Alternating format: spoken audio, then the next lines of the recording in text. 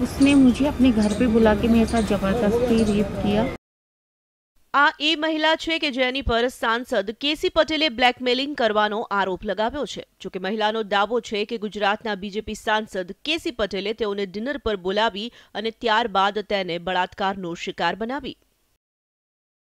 એક વકીલ મહિલા દ્વારા એક સાંસદ પર સનસનીખેજ આરોપ લગાવતા રાજકીય ગલિયારીઓમાં ખળભળાટ મચી ગયો છે, તો ભાજપ બેડામાં પણ તરહ તરહની કાનાફૂસી શરૂ થઈ ગઈ છે। જોકે સમગ્ર મામલે પીડિત મહિલાએ દિલ્હી પોલીસને ફરિયાદ આપી, પરંતુ મહિલાની ફરિયાદ પર એફઆઈઆર નોંધવામાં ન આવી। મહિલાનો આરોપ છે કે સાંસદ કેસી પટેલે એક કેસ મામલે વાતચીત કરવા માટે ડિનર પર બોલાવી અને ત્યારબાદ તેની પર દુષ્કર્મ ગુજાર્યું। उसने मुझे अपने घर पे बुला के मेरे साथ जबरदस्ती रेप किया। મહિલાએ એ પણ આરોપ લગાવ્યો છે કે સાંસદ કેસી પટેલે તેને અનેકવાર ડરાવી ધમકાવીને તેની ઉપર બળાત્કાર ગુજાર્યો છે। ત્યારે મહિલાની ફરિયાદ કરવા છતાં પોલીસે તે મામલે કોઈ કાર્યવાહી ના કરતા તે કોર્ટમાં પહોંચી ગઈ અને કોર્ટે પોલીસને સમગ્ર મામલે કાર્યવાહી કેમ નથી કરાઈ તે અંગે પૂછતા જ પોલીસ હરકતમાં આવી અને કેસ સાંસદની ફરિયાદના આધારે મહિલાની વિરુદ્ધ જ નોંધી દીધો। પોલીસ મુજબ મહિલા જૂઠ્ઠો કેસ નોંધાવી બીજેપી સાંસદને ફસાવવાની કોશિશ કરી રહી છે અને સાંસદનો વિડીયો લીક કરી ધમકી આપી પૈસાની માંગણી કરી રહી છે।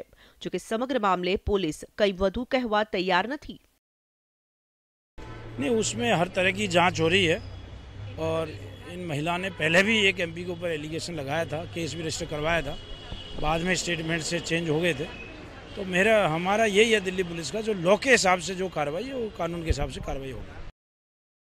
તો આ તરફ બીજેપી સાંસદ કેસી પટેલ દાવો કરી રહ્યા છે કે તેઓની પર લગાવવામાં આવેલા તમામ આરોપો પાયાવિહોણા છે। મારી સામે કરવામાં આવેલા આરોપ તદ્દન જૂઠા, સત્યથી વેગળા અને જૂઠા આક્ષેપો છે। મેં કાયદેકીય કાર્યવાહી કરી છે અને કાયદો કાયદાનું કામ કરશે। મને મારા ન્યાયતંત્રમાં, દેશના ન્યાયતંત્રમાં સંપૂર્ણ વિશ્વાસ છે। વલસાડ ડાંગના સાંસદ ડોક્ટર કેસી પટેલ વિરુદ્ધ દિલ્હીમાં મહિલા વકીલે દુષ્કર્મની ફરિયાદ મામલે તેઓએ એક પત્રકાર પરિષદ યોજી હતી, જેમાં તેઓએ સ્પષ્ટ જણાવ્યું હતું કે દિલ્હીની મહિલા સામેથી તેઓના ઘરે આવી સંપર્ક કર્યો હતો। એક માસ અગાઉ દિલ્હીમાં લોકસભાની કાર્યવાહી બાદ આ મહિલાએ તેઓને ઘરે બોલાવી પરિવારજનો સાથે સંપર્ક કરવા જણાવ્યું હતું। મહિલાના ઘરે ગયા બાદ તેમને કેફી દ્રવ્ય પીવડાવતા તેઓ બેભાન અવસ્થામાં આવી ગયા હતા, જે દરમિયાન તેઓની સાથે શું થયું તે જાણતા ન હોવાનું સાંસદ કેસી પટેલનું કહેવું છે। ત્યારબાદ મહિલા સતત 7 કરોડની માંગણી કરી સીડી જાહેર કરી દેવાની ધમકી આપવા લાગી હતી, જેથી આ મામલે દિલ્હી નોર્થ એવન્યુ પોલીસ સ્ટેશનમાં મહિલા સામે 7 કરોડની માંગણીની ફરિયાદ તેઓએ નોંધાવી। જે રીતે મારી સાથે વર્તન કર્યું હતું તે ત્યાં એમને ઘરે ચામાં કંઈ આપી દીધું, મને કંઈ ખબર નથી અને ત્યાર પછી એ વારંવાર 7 કરોડ રૂપિયાની માંગણી કરતી હતી અને એના માટે 2-3 વાર એના ફોન પણ છે, બધું છે।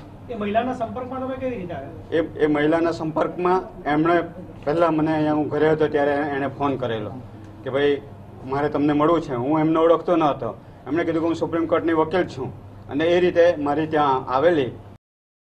હાલ તો પોલીસ બંને પક્ષોના લગાવેલા આરોપોની હકીકત જાણવાની કોશિશમાં લાગી ગઈ છે। જોકે આખો મામલો એક સાંસદ સાથે જોડાયેલો છે, માટે પોલીસની જવાબદારી ઘણી જ વધી ગઈ છે અને તે જલ્દીથી જલ્દી તપાસ પૂરી કરવામાં લાગી ગઈ છે।